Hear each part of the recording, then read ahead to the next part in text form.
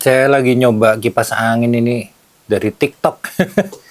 Endorse, terus habis itu harus direview dan di-upload di TikTok, teman-teman. Kalian yang belum follow TikTok saya, follow ya. TikTok saya @aryadega_official. Ini akun TikTok saya. Kita lanjut ke drone FPV part 2 ya, dasar-dasarnya untuk menjadi pilot drone FPV.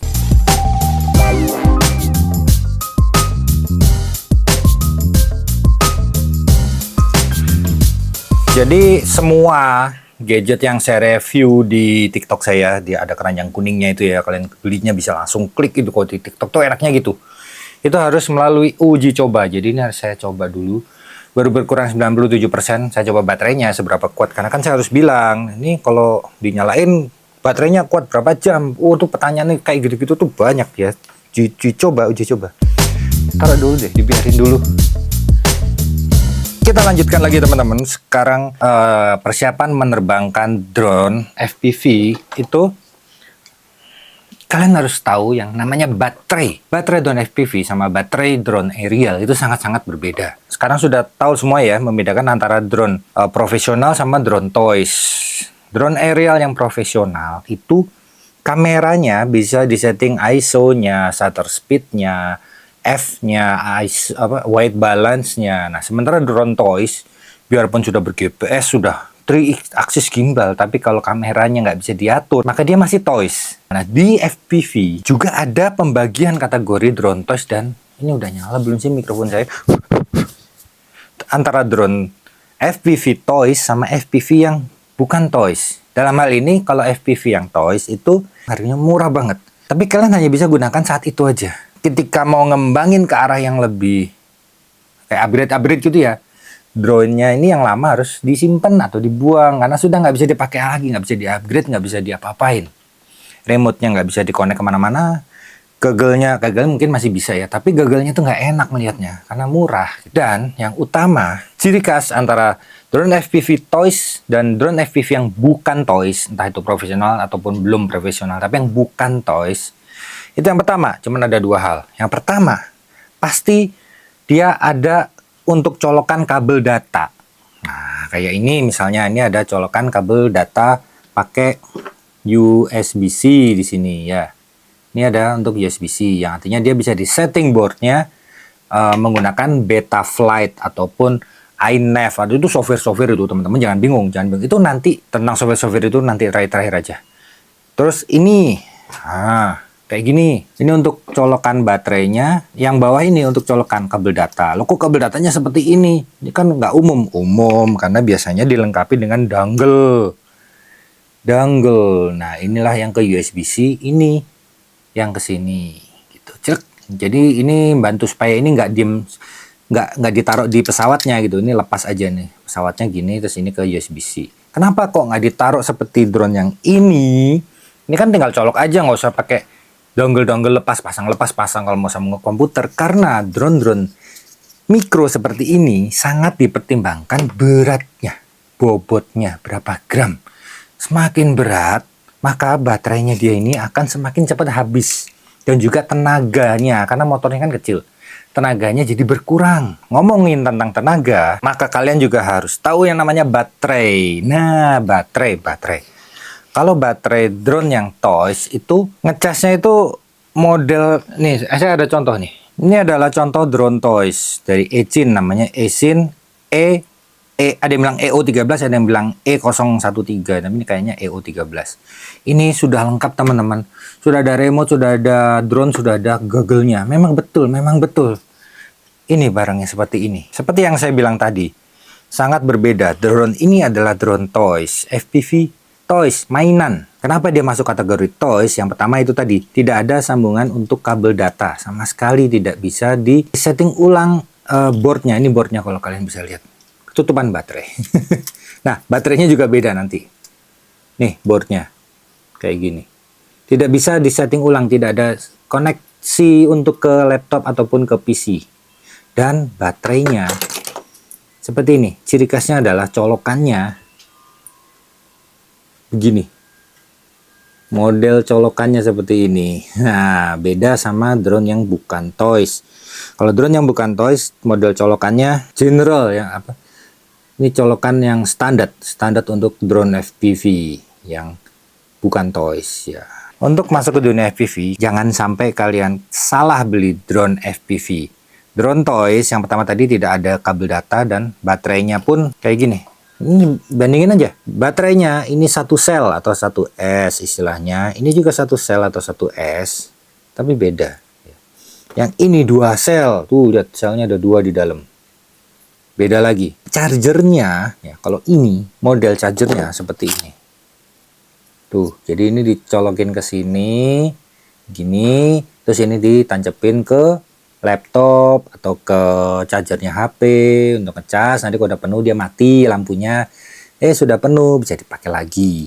Ciri utamanya adalah kalau yang mainan itu kalau kita colokin baterainya, hanya keluar lampu saja, tidak ada petunjuk berapa volt yang ada di baterai ini yang tersisa, gitu teman-teman. Tapi kalau drone yang sudah bukan toys, misalnya yang si putih ini, dia chargernya seperti ini. Ngecasnya tinggal colok USB-C untuk fast charging. Terus di sini ada yang namanya test, yang artinya kalau saya tancapin ini di port yang ada tulisan testnya, maka saya tahu berapa voltase yang tersisa di baterai ini, gitu ya. Begitu juga sama juga dengan yang si hitam ini. Baterainya si hitam seperti ini. Ya memang bentuknya bukan yang standar seperti profesional begini ya. Tapi dia chargernya memiliki informasi voltase. Sini juga ada namanya tes. Nah, kalau saya colokin ini ke sini, maka saya tahu voltasenya baterai ini berapa. 3,85. Oke. Nah, kenapa kok penting yang namanya angka-angka 3,85, 4, berapa, 3,6? Karena tidak ada yang namanya baterai bar kayak kalau di HP gitu ya, kan ada barnya nih. Wah, ini sisa segini, ini kayaknya sekitar 50%-an gitu kan. Ya, drone-drone aerial pun seperti HP. Jadi ada barnya gitu. Berkurang satu, udah mau habis gitu.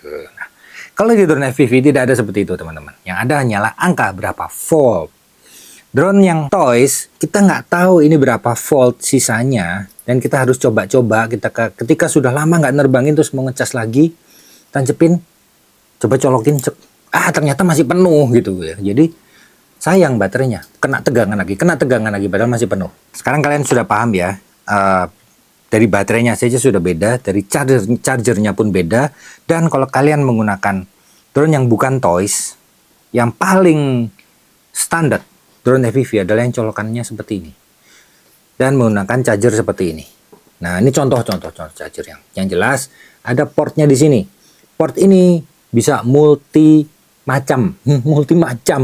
Jadi bisa untuk bermacam-macam baterai drone. Misal ini kan 2S ya, 2S saya colokin di sini, seret gitu.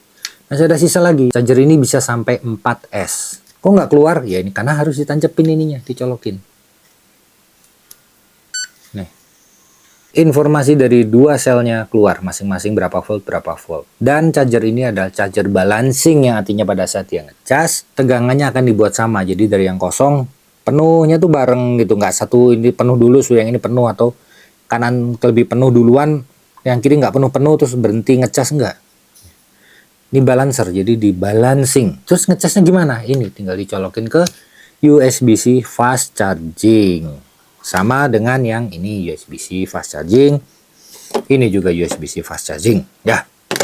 Jadi di situ ya perbedaan yang kedua dari drone FPV toys dan drone FPV yang bukan toys. Yang pertama dari kabel data. Kalau toys nggak ada kabel data. Kalau yang bukan toys pasti ada kabel datanya untuk programming, untuk di setting kepekaan manuvernya, kecepatan rotasi motornya, itu bisa disetting semua. Batas tertinggi, batas terbawah. Terus keseimbangannya, ada yang namanya PID, ada yang namanya air mode, macam-macam teman-teman. Nanti ya.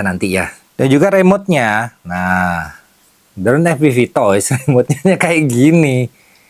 Nggak bisa diapa-apain dan baterainya pasti modelnya begini. Pakai baterai A3 atau A2. Kalau drone yang bukan toys, remote-nya pasti ada colokan chargingnya, di dalamnya sudah ada baterainya, dan ini bisa ditancapin ke komputer atau laptop untuk simulator. Kalau kalau ini nggak bisa. Ini nggak bisa ditancapin untuk simulator, ini nggak bisa.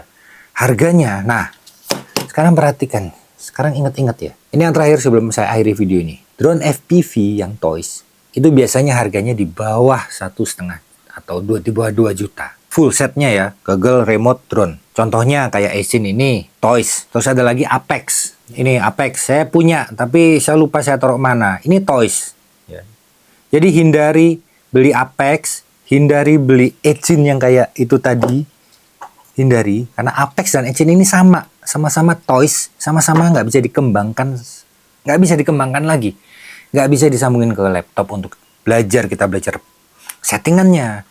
Remote-nya juga nggak bisa untuk simulator. Jadi beli hanya sekali, habis itu ya ganti total kalau mau ke yang lebih, yang bukan toys gitu. Jadi itu pesan dari saya. Nah, untuk drone yang bukan toys, termurah saat ini yang kalian bisa beli itu ini. Beta FPV Aquila. Ada Beta FPV Aquila, ada Beta FPV Cetus Lite. Tapi Cetus Lite saya kurang recommended, lebih murah dari Aquila, tapi Cetus Lite itu remote-nya sama ke ini. Remote-nya nggak bisa kemana-mana lagi selain ke dia sendiri. Sayangnya itu, tapi remote-nya bisa untuk flight simulator. Nah, Cetus Lite itu motornya menggunakan motor seperti ini, seperti toys, memanjang kecil gitu ya. Cetus yang Pro, nah itu sudah, atau yang X itu sudah brushless sama dengan Aquila, tapi Cetus X itu harganya mahal banget, 4,5 juta.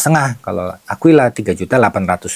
Sudah yang termurah yang saya rekomendasikan yang bisa kalian gunakan jangka panjang. Semua linknya saya cantumkan di deskripsi video situ ya. Dan di situ ada satu buah link yang namanya traktir.id/aryadega. Itu adalah link untuk donasi. Jadi para penonton yang mendonasi ke situ bisa saya gunakan untuk mengembangkan channel saya ini lebih maju lagi. Tapi kalaupun tidak mau mendonasi, tidak apa-apa. Saya akan tetap membuat video-video tutorial. Sampai ketemu di part ketiga.